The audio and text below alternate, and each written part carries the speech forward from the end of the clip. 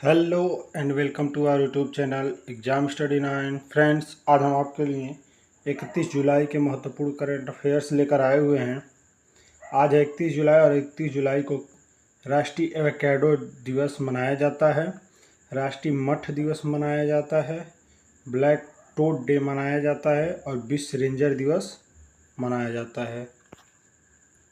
साथ ही साथ असामान्य साधन जागरूकता दिवस भी मनाया जाता है। चलिए बात करते हैं आज के पहले क्वेश्चन की। तो आज का पहला क्वेश्चन है, किसने NATS 2.0 पोर्ट लॉन्च किया है?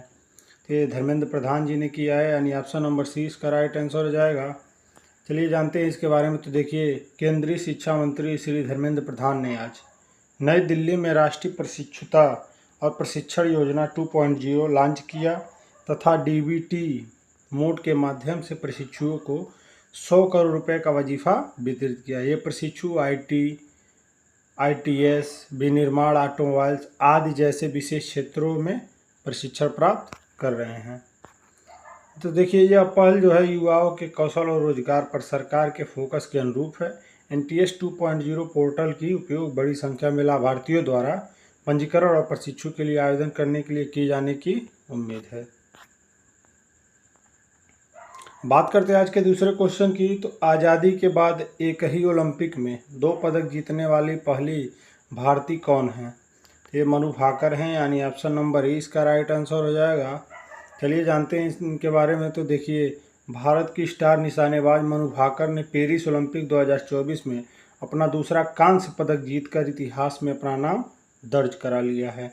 मनु भाकर और सरबजोत सिंह ने पेरिस ओलंपिक 2024 में अपने कोरियाई प्रतिद्वंदी ओह ए जिन और ली उनहो को हराकर मिक्स्ड डबल्स में 10 मीटर एयर पिस्टल में कांस्य पदक जीता। इस उपलब्धि के साथ वह स्वतंत्रता के बाद एक ही ग्रीष्मकालीन ओलंपिक खेलों में 2 पदक जीतने वाली पहली भारतीय एथलीट बन गई हैं। देखिए, इससे पहले 1900 के ग्रीष्मकालीन ओलंपिक में ब्रिटिश भारतीय एथलीट नॉर्मन पिचर्ड ने पुरुषों की 200 मीटर दौड़ और 200 मीटर बाधा दौड़ दोनों में रजत पदक जीते थे। 28 जुलाई को 22 वर्षीय मनु ने महिलाओं की 10 मीटर एयर पिस्टल स्पर्धा में अपना कांस्य पदक भी जीता था। देखिए, इस तरह से 2 ओलंपिक पदक जीतने वाली PV सिंधु के बाद दूसरी भारतीय महिला एथलीट बन गई हैं। पहलवान सुशील कुमार ऐसा करने वाले एकमात्र पुरुष एथलीट हैं। चलिए जानते हैं एक और करंट अफेयर्स। तो देखिए, ग्लोबल वाटर टेक समिट 2024 में CWS को GEEF global water tech award से सम्मानित किया गया। प्रतिष्ठित ग्लोबल वाटर टेक समिट 2024 में water department of the year श्रेणी के तहत केंद्रीय जल आयोग ने यानी CWC को GEFF ग्लोबल वाटर टेक पुरस्कार प्रदान किया गया।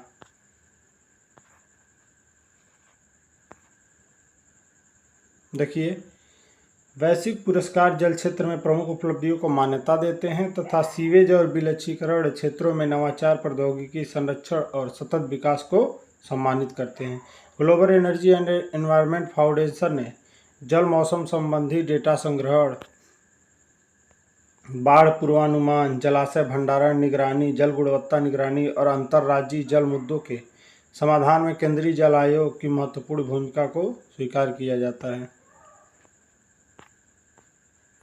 बात करते हैं आज के अगले क्वेश्चन की। तो मनिका बत्रा ओलंपिक खेलों की एकल प्रतियोगिता के राउंड 16 में पहुंचने वाली पहली भारतीय बन गई हैं। वह किस खेल से जुड़ी हैं? तो ये टेबल टेनिस से जुड़ी हैं, यानी ऑप्शन नंबर ए इसका राइट आंसर हो जाएगा। देखिए, भारतीय टेबल टेनिस खिलाड़ी मनिका बत्रा ओलंपिक खेलों की एकल प्रतियोगिता के राउंड 16 में पहुंचने वाली पहली भारतीय बन गई हैं। वर्ष 2018 अष्टमंडल खेलों में स्वर्ण पदक विजेता बत्रा ने फ्रांस की पृथिका पावड़े को 4-0 से हराकर मनिका इससे पहले टोक्यो ओलंपिक में 32वें राउंड तक पहुंची थी। बात करते हैं आज के अगले क्वेश्चन की। सादो सोने की खादान को हाल ही में यूनेस्को विश्व धरोहर स्थल घोषित किया गया। यह किस देश में है? तो यह जापान में है, यानी ऑप्शन नंबर सी इसका राइट आंसर हो जाएगा। देखिए, यूनेस्को की विश्व धरोहर समिति ने हाल ही में जापान सादो सोने की खदान को सांस्कृतिक विरासत स्थल के रूप में पंजीकृत करने का निर्णय लिया है। यह निर्णय टोक्यो और सियोल के बीच संबंधों को सुधार का एक संकेत भी है। यह खदान उत्तरी जापान के निगाता तट के एक द्वीप पर स्थित है। बात करते हैं आज के अगले क्वेश्चन की, तो साल 2025 में एशिया कप की मेजबानी कौन सा देश करेगा? तो ये भारत करेगा, यानी ऑप्शन नंबर सी इसका राइट आंसर हो जाएगा। देखिए, एशिया कप 34 साल बाद 2025 में भारत में लौटने को तैयार है। देश 2026 में होने वाले T20 विश्व कप से पहले एशिया कप टूर्नामेंट के T20 संस्करण की मेजबानी करेगा। यह घोषणा एशियाई क्रिकेट परिषद ACC द्वारा की गई। साल 2027 एशिया कप बांग्लादेश मेजबानी करेगा। देखिए, एक और करंट अफेयर्स, तो कपड़ा मंत्रालय ने राष्ट्रीय तकनीकी कपड़ा मिशन के तहत, ये याद रखेंगे, राष्ट्रीय तकनीकी कपड़ा मिशन के तहत कितने अनुसंधान परियोजनाओं को मंजूरी दी है? तो 19 परियोजनाओं को मंजूरी दी गई है। बात करते हैं आज के अगले क्वेश्चन की, तो रोहन बोपन्ना ने पेरिस ओलंपिक के बाद संन्यास लेने की घोषणा की है। यह किस खेल से जुड़े हैं? तो यह टेनिस से जुड़े हैं, यानी ऑप्शन नंबर 20 का राइट आंसर हो जाएगा। चलिए जान लेते हैं रोहन बोपन्ना के बारे में। तो देखिए, रोहन बोपन्ना, इनका जन्म 4 मार्च 1980 को एक भारतीय हुआ था और ये एक भारतीय पेशेवर टेनिस खिलाड़ी हैं। वे सन 2002 से भारत की डेविस कप टीम के एक सदस्य रहे। उन्होंने ग्रैंड स्लैम खिताब जीता और अपने करियर में 5 ATP मास्टर्स 1000 खिताब भी हासिल किए। वे दाएं हाथ के टेनिस खिलाड़ी हैं। उन्होंने 2012 और 2016 के ओलंपिक में भारत का प्रतिनिधित्व भी किया है। चलिए जान लेते हैं इनके एक और रिकॉर्ड के बारे में। तो देखिए, वह ग्रैंड स्लैम जीतने वाले दुनिया के सबसे उम्रदराज खिलाड़ी बने हैं।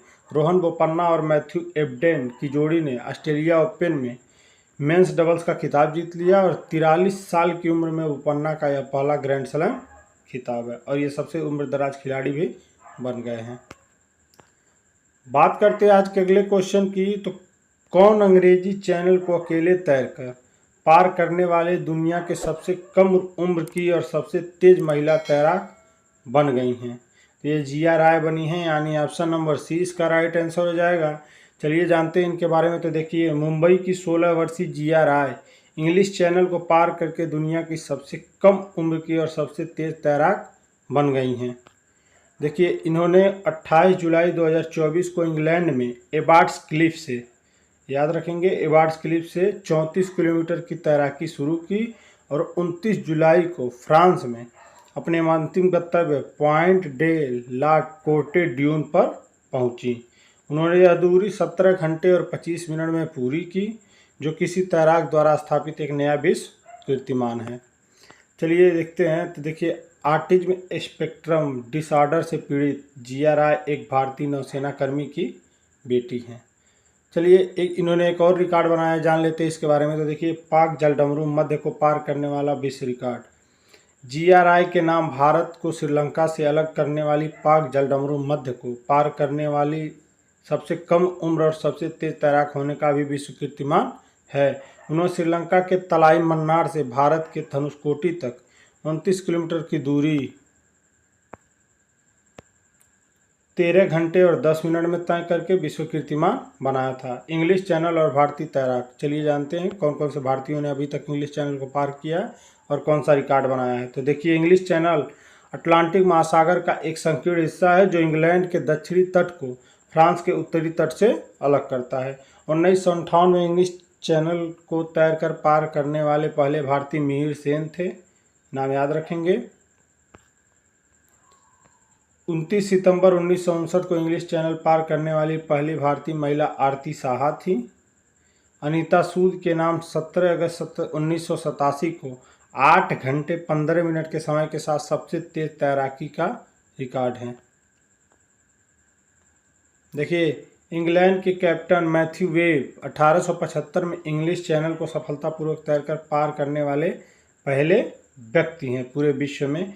ऑस्ट्रेलियाई तैराक क्लो मैकॉर्डेल के नाम रिकॉर्ड 44 बार इंग्लिश चैनल को पार किया है। चलिए जानते हैं भारतीयों के एक और रिकॉर्ड के बारे में। तो देखिए, भारतीय प्रतिनिधिमंडल ने ईरान के इस्फहान में 21 जुलाई से 29 जुलाई तक आयोजित 54वें अंतर्राष्ट्रीय भौतिकी ओलंपियाड यानी IPHO में 2024 में उल्लेखनीय सफलता हासिल की। सभी 5 भारतीय प्रतिभागियों ने 2 स्वर्ण और 3 रजत पदक हासिल करके रिकॉर्ड बना दिया है। देखिए पदक विजेता कौन कौन रहे हैं। तो रिदिम पोडिया गोल्ड जीता इन्होंने, रायपुर छत्तीसगढ़ से हैं ये। और वेद लाहौटी इन्होंने गोल्ड जीता है, इंदौर मध्य प्रदेश से हैं। आकर्ष राज सहाय रजत पदक जीता है, नागपुर महाराष्ट्र से हैं। और भव्या तिवारी ने रजत पदक जीता है, ये नोएडा उत्तर प्रदेश से हैं। जयवीर सिंह रजत पदक जीता है, इन्होंने कोटा राजस्थान से हैं। चलिए जानते हैं भारत की स्थिति के बारे में। तो देखिए, देशावर पदक तालिका में भारत वियतनाम के साथ संयुक्त रूप से चौथे स्थान पर रहा। चीन शीर्ष पर रहा, उसके बाद रूस और रोमानिया क्रमशः दूसरे और तीसरे स्थान पर रहे। कुल मिलाकर 18 स्वर्ण, 35 रजत और 53 कांस्य पदक प्रदान किए गए। प्रतियोगिता में 43 देशों के कुल 193 छात्रों ने भाग लिया। इस साल पश्चिमी दुनिया के अधिकांश देश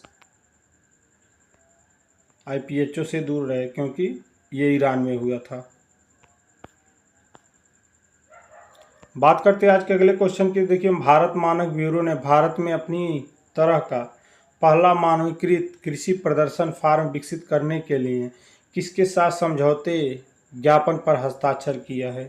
तो ये गोविंद बल्लभ पंत कृषि और प्रौद्योगिकी विश्वविद्यालय के साथ किया है, यानी ऑप्शन नंबर ए इसका राइट आंसर हो जाएगा। चलिए जानते हैं एक और करंट अफेयर के बारे में। तो देखिए, रक्षा मंत्रालय और नेशनल स्टॉक एक्सचेंज ने 29 जुलाई को MSME के लिए एक समझौता ज्ञापन पर हस्ताक्षर किया है। और एक और करंट अफेयर। तो देखिए, केंद्र सरकार ने देश भर में 21 नए ग्रीनफील्ड हवाई अड्डों की स्थापना के लिए सैद्धांतिक मंजूरी दे दी है। बात करते हैं अगले क्वेश्चन की। तो हाल ही में अखिल भारतीय शिक्षा समागम 2024 का आयोजन कहाँ हुआ। तो ये नई दिल्ली में हुआ, यानी ऑप्शन नंबर डी इसका राइट आंसर हो जाएगा। चलिए देखिए, शिक्षा मंत्रालय ने अखिल भारतीय शिक्षा समागम 2024 के साथ दिल्ली में राष्ट्रीय शिक्षा नीति की चौथी वर्षगांठ मनाई। इस दौरान शिक्षा मंत्रालय की NEP 2024 यानी नेशनल एजुकेशन पॉलिसी 2024 से जुड़ी कई महत्वपूर्ण पहलों का शुभारंभ किया गया। इनमें विभिन्न भारतीयों की शिक्षा को सीखने की सुविधा के लिए समर्पित टीवी चैनल, एक तमिल चैनल, स्कूल में बैग के बिना 10 दिनों के लिए निर्देश, 500 से अधिक जॉब कार्ड का एक विशाल पुस्तकालय, ब्रेल और ऑडियंस में न्यूएज शामिल है, दिशा निर्देश मिशन शामिल है। देखिए, इस बार विश्व प्राकृतिक संरक्षण दिवस जो है ये 30 जुलाई को मनाया गया और इसकी थीम जो रही इस बार की, लोगों और इंजीनियरों को शामिल करना। ये थीम याद रखेंगे। बात करते हैं आज के अगले क्वेश्चन की। तो किसने मेडिसिनज फॉर लाइफ पोर्टल शुरू किया है। तो ये श्री भूपेंद्र यादव जी ने शुरू किया है, यानी ऑप्शन नंबर सी इसका राइट आंसर हो जाएगा।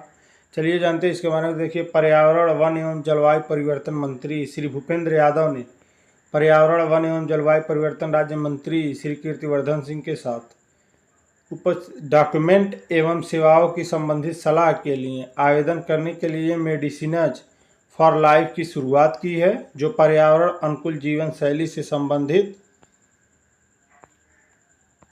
व्यवहार परिवर्तन को प्रेरित करते हैं। श्री यादव ने छात्रों, शोधार्थियों, समूहों और निवेशकों से पूछा कि वे नवीन और लाइफ से हटकर विचारों के साथ छात्र हैं, जो कि अध्ययन के लिए और विचारशील उपयोग के लिए प्रधानमंत्री के दृष्टिकोण को पूरा करने की दिशा में काम करेंगे। चलिए जानते हैं आज का एक और करंट अफेयर। तो देखिए, टाइम मैगजीन ने अपनी प्रतिष्ठित सूची विश्व के 2024 के सबसे महान स्थानों में 3 भारतीय स्थानों को शामिल किया है। इस चयन में उन स्थानों को शामिल किया गया है जो नए और विशिष्ट अनुभव प्रदान करते हैं। यहाँ उन भारतीय आसनों पर एक नज़र डाली गई है जहाँ इस सूची को जगह में शामिल किया गया है।